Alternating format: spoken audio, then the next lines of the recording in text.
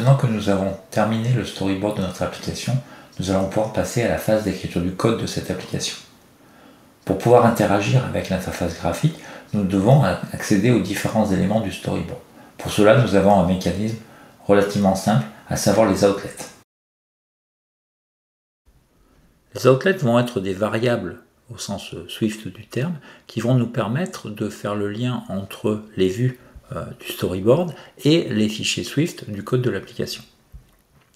Cela repose sur le principe de MVC, Model View Controller, qui permet d'associer à chaque vue du storyboard un contrôleur qui va permettre justement d'interagir avec cette vue. Donc dans le cadre de l'application générée ici pour cet exemple, nous avons une seule vue du storyboard, la vue qui a été créée par défaut, et nous avons associé à elle un fichier qui s'appelle viewcontroller.swift, qui est une classe, en réalité qui est une classe qui s'appelle viewcontroller et qui hérite de une classe fournie par UIKit qui s'appelle UIViewController. En réalité, cette classe viewcontroller de type UIViewController est associée à la vue du storyboard. Alors comment on peut le savoir? Tout simplement, quand vous êtes dans le storyboard, vous avez une partie haute au-dessus de la vue. Si vous cliquez dessus, ça va vous sélectionner effectivement le view controller. On voit effectivement là j'ai un view controller dans lequel j'ai une view, dans lequel j'ai tous mes éléments. Ce view controller, si on va dans le panneau de l'identité, nous allons voir que associé à cette vue du storyboard, vous avez une classe qui s'appelle viewController. Donc là ici, bien évidemment, elle a été inscrite par défaut puisque c'est au moment où on a conçu l'application à partir du template. Dans le cas où vous allez créer des applications, et on le verra plus tard, des applications multi-fenêtrées, pour chaque nouvelle fenêtre que vous avez ajoutée, on va créer une classe de type UIViewController. Et le nom de cette classe sera mis ici dans ce panneau-là, ce qui permettra de faire le lien entre la vue ici et le fichier.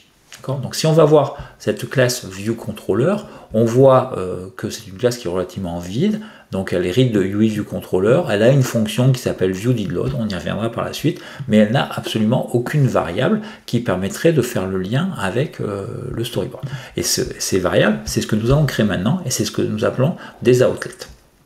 Donc le plus simple pour créer ces outlets, c'est de mettre côte à côte les deux vues, la vue du storyboard et le fichier le fichier de la classe ViewController. Okay. Pour cela, nous avons un petit bouton plus ici là, en haut de la page et qui vous permet d'ajouter un nouvel éditeur à droite. Donc effectivement, ici, on voit bien que j'ai créé deux éditeurs, un pour bien évidemment le fichier viewcontroller.swift et un deuxième qui est dans le même puisque j'ai dupliqué en gros l'éditeur qui est à gauche. Mais je peux très bien changer ce deuxième éditeur puisque dans la barre située juste au-dessus du texte, vous avez tout ce qui est accessible dans votre projet. Donc typiquement, si je clique sur tuto iOS, on peut retrouver le storyboard.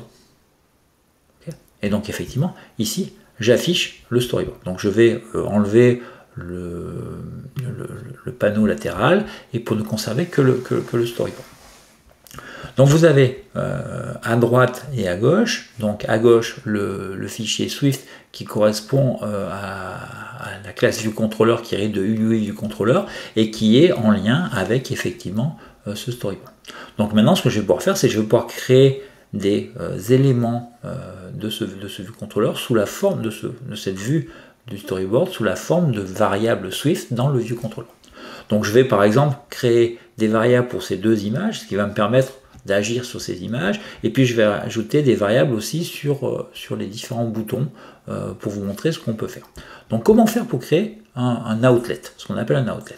Donc je vais sélectionner l'élément. Donc ici j'ai sélectionné quoi? J'ai sélectionné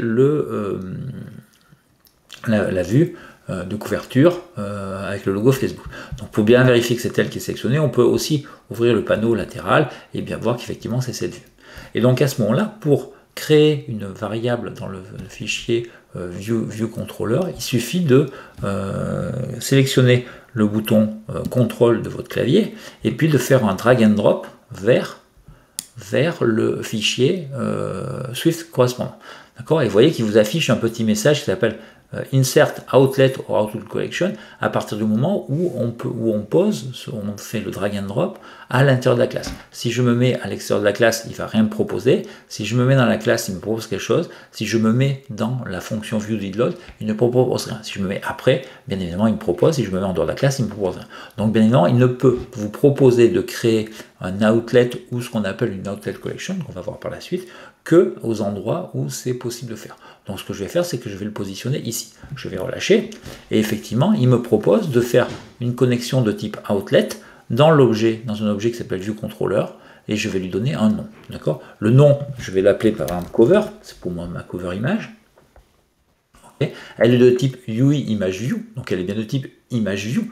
À ce type image view dans le storyboard correspond une classe de UIKey qui s'appelle UI image view, comme tous les éléments du storyboard commencent par UI quelque chose, et puis on va laisser le storage à weak par défaut, et je fais connect. Vous voyez qu'effectivement, il m'a rajouté à l'intérieur de mon fichier storyboard, de mon fichier Swift, pardon, il m'a rajouté une variable qui est de type UI image view, qui s'appelle cover, qui est une variable, et elle est de type eBayOutlet. Donc le eBayOutlet, c'est pour indiquer qu'effectivement c'est un outlet. Les deux, donc c'est un optionnel forcé vers UIMageView, ce qui me permettra d'accéder directement aux éléments à cover sans être obligé de mettre le point d'exclamation. Et c'est un outlet, et c'est indiqué ici. On voit également que c'est un outlet, puisque dans la page, à la place de la ligne, vous avez un point plein, et lorsque je clique, je m'approche dessus, vous voyez que ça met en évidence l'image Facebook à l'intérieur de mon storyboard. Donc je vais pouvoir faire exactement la même chose pour la deuxième image, donc je vais faire pareil. Bien évidemment, c'est aussi, on va l'appeler profile par exemple, c'est aussi un UI image view, et je vais faire un connect. Effectivement, les deux sont créés comme ça. Je vais créer pour le bouton, le premier bouton ici, donc je sélectionne le bouton et pas le stack view, attention, je vais créer également un outlet pour cet élément. Donc je vais l'appeler story, par exemple, et c'est un outlet de type UI button. Okay. Ce que je vais faire maintenant, c'est que je vais décider de regrouper, par exemple, les deux autres boutons, non pas dans un outlet spécifique pour chacun, mais dans une collection d'outlets. Alors comment je fais ça? Je fais ça de la manière suivante. Comme ça, je vais, au lieu de sélectionner, donc je fais toujours un contrôle drag and drop vers le fichier Swift, et au lieu de sélectionner outlet, je vais sélectionner collection d'outlets. D'accord? Et je vais l'appeler, pour les autres boutons, on les appeler others. C'est bien évidemment une collection d'outlets sur des UI buttons. Et vous voyez, qu'est-ce qu'il m'a créé? Il m'a créé non pas un tableau, non pas une simple variable UI button, mais un tableau de UI button. Donc mon premier bouton ici est associé à cet outlet. On peut le voir très facilement en cliquant, en se mettant dans la parenthèse, à la place de la ligne ici. Et ce que je vais faire, c'est que je vais rajouter mon deuxième bouton à cette collection d'athlètes. Donc je fais le drag and drop avec la souris et je vais directement sur le tableau. Et vous voyez qu'il a mis en surimpression bleue la variable others, et je vais pouvoir ainsi connecter ce deuxième bouton à cette collection. Voilà. Et si je regarde, maintenant si je sélectionne, dans la marge, je vois bien que les deux boutons sont associés. Ça veut dire que je vais avoir un others 0 qui va correspondre à un des deux boutons, et un others 1 qui va correspondre au deuxième bouton. Alors comment je vais faire pour les différencier? C'est une petite astuce. Je vais dans le panneau des attributs de chacun de mes boutons. Pour mon premier bouton, je vais lui mettre un tag, c'est-à-dire un identifiant qui est égal à 0. Et pour mon deuxième bouton, je vais lui mettre un identifiant qui est égal à 1. Okay. En faisant ça, ça me permet quoi? Ça me permet de, lorsque je voudrais accéder à un des deux boutons via la collection d'outlet, je vérifierai le tag du bouton, et en fonction de la valeur du tag, je saurai que je peux accéder à tel bouton ou tel bouton. Voilà j'ai fini avec globalement les outlets. Non, pas tout à fait. Je viens de m'apercevoir quelque chose, à savoir que j'ai fait une faute. J'ai fait une faute, au lieu d'appeler story, ici j'ai appelé Stroy. J'ai fait une faute de typographie. Le problème, c'est que si je modifie le nom de ma variable, je vais avoir un tout petit souci, puisque je risque d'avoir des erreurs de compilation lorsque je vais essayer de le compiler. Ça va me permettre effectivement de tester la compilation. Donc allons-y pour la compilation. Donc ce que je vais faire, c'est que je vais ici non pas aller vers un iPad, je vais choisir un iPhone 11 et je vais lancer ma compilation. Je vais lancer ma compilation en cliquant sur le bouton. Donc il va normalement faire une compilation. Il n'a pas eu de problème. Il va lancer le simulateur normalement qui doit démarrer. Le voilà. Donc j'ai pas eu d'erreur de compilation. On va vérifier.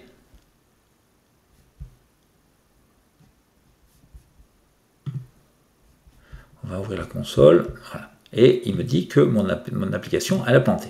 Okay, elle a planté puisque j'ai un message d'erreur ici qui est terminating app due to an uncode exception. Et il me dit pourquoi? Parce qu'il y a quelque chose qui n'est pas compatible avec une clé qui s'appelle Stroy. Effectivement, moi ce que j'ai fait, c'est que j'ai modifié ma clé qui s'appelait, mon outlet qui s'appelait Stroy en story parce que je me suis aperçu que j'avais fait une erreur. Donc, qu'est-ce qui s'est passé? En réalité, c'est que je n'ai plus de lien, ici avec mon outlet, bouton. Regardez, si je passe sur la collection, j'ai aucun problème. Si je passe sur les deux images, j'ai aucun problème. Ici, je n'ai plus de lien. Alors pourquoi? La meilleure des choses à faire, c'est vous sélectionnez le View Controller, vous allez à droite dans le dernier panneau, qui va vous donner tous les outlets qui sont définis. Et on s'aperçoit de quoi? On s'aperçoit que Stroy ici est effectivement, il y a un point d'exclamation, il me dit que le View Controller n'a pas d'outlet nommé Stroy. En réalité, qu'est-ce qui s'est passé? Il s'est passé la chose suivante. Lorsque j'ai modifié Story ici, Stroy en story, en réalité je n'ai modifié que du côté du view controller du fichier Swift, mais absolument pas du côté du storyboard. Donc ce qu'il faut faire, c'est qu'ici il faut supprimer cet outlet Stroy qui n'existe plus. Donc je le supprime, et à ce moment-là, ce que je peux faire, c'est que je vais pouvoir sélectionner mon bouton et puis aller le connecter sur le nouveau bouton qui s'appelle Story. Voilà. Et là maintenant, si je regarde l'ensemble des outlets, effectivement, j'ai bien tous les bons outlets, à savoir Story qui correspond à Story, Cover qui correspond à Cover, etc. etc. Et donc maintenant, je peux relancer ma compilation. Et je vais effectivement retrouver mes différents éléments. D'accord? Donc maintenant que j'ai des éléments, je vois, j'ai des boutons qui sont cliquables, mais il ne se passe rien. Okay, bien évidemment, puisque je n'ai aucune action qui est faite lorsque je clique sur un bouton ou lorsque j'essaie d'interagir avec un élément. Et ça, c'est dans la prochaine leçon que nous allons le voir. À très bientôt.